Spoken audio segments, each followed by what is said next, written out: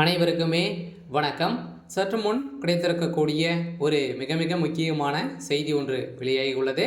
சற்று முன் துரைமுருகன் வீட்டில் தோண்ட தோண்ட சிக்கிய பண மூட்டைகள், இது மாதிரி செய்திகள் வெளியாகிருக்கு. இப்போ சென்னையில் பார்த்தீங்கன்னா அமைச்சர் துரைமுருகன் அவருடைய சம்பந்தப்பட்ட இடங்களிலும் அவருடைய மகன் கதிர் ஆனந்த் அவருடைய சம்மந்தப்பட்ட வேலூரில் சம்மந்தப்பட்ட அனைத்து இடங்களிலும் பார்த்தீங்கன்னா ரைடுகள் நடந்தது. இதில் பார்த்தீங்கன்னா அதிரடியாக பார்த்தீங்கன்னா அமைச்சர் துரைமுருகனுடைய வீட்டில் தோண்ட தோண்ட பார்த்தீங்கன்னா பண மூட்டைகள் கிடைத்த சம்பவம் தான் இப்போ திமுகவே பெரும் அதிர்ச்சிக்கு உள்ளாகி இருக்கும் நிலையில் இப்போ ஹிடி அதிகாரிகளே பார்த்தீங்கன்னா அதிரடியாக பார்த்தீங்கன்னா அதிர்ச்சியில் இருக்காங்க. அதனால் இந்த ரைடியாலும் பார்த்தீங்கன்னா நிறைய ஆதாரங்கள் சிக்கிய சம்பவத்தினால தான் இப்போ திமுகவுக்கு ஒரு மிகப்பெரிய சவாலாக இருக்கக்கூடிய சம்பவங்களாக மாறி இருக்கு. இதை பற்றி இந்த வீடியோவில் நாம் பார்க்கலாம். அதுக்கு முன்னாடி நம்ம சேனலுக்கு இப்போ தான் நீங்கள் முதல் முறையாக வந்திருக்கீங்க அப்படின்னா மறக்காமல் நம்மளுடைய சேனலை சப்ஸ்கிரைப் பண்ணி சப்போர்ட் பண்ணுங்கள். வாங்க வீடியோக்குள்ளே போகலாம். பார்த்தீங்கன்னா அமைச்சர் துரைமுருகன் அவர்கள் நீர்ப்பாசனத்துறை அமைச்சராக இருக்கார் இல்லையா.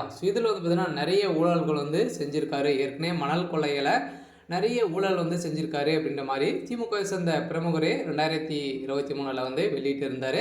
இதன் அடிப்படையில் ஒரு மிகப்பெரிய பூகம்பம் தான் வெடித்திருந்தது.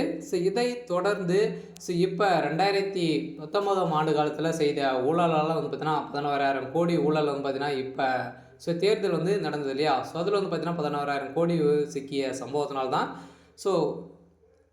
அவருடைய மகனும் அமைச்சர் துரைமுருகன் அவர்களும் பார்த்தீங்கன்னா இருவருமே இதில் சம்மந்தம் இருக்குது அப்படின்ற மாதிரி தான் அமலாக்கத்துறை நடத்திய சோதனையில் தான் இப்போ அதிரடியாக பகீர் ஆதாரங்கள் கிடைத்த சம்பவம்.